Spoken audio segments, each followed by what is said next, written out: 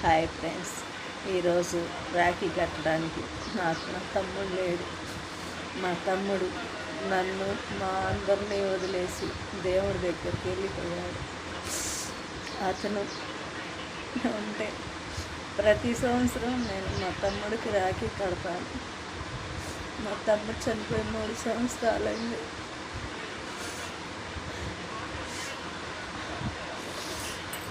మా తమ్ముడికి రాఖీ కట్టాలని నాకు చాలా చాలా ఆశగా ఉంది.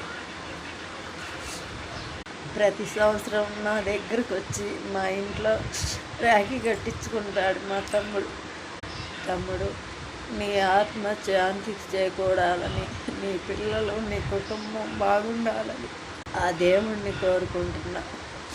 హ్యాపీ రాఖీ పౌర్ణమి తమ్ముడు. ఐ మిస్ యూ రా. ఒక్కరోజైనా ఇంటికి రారా. ఈ ఒక్కరోజు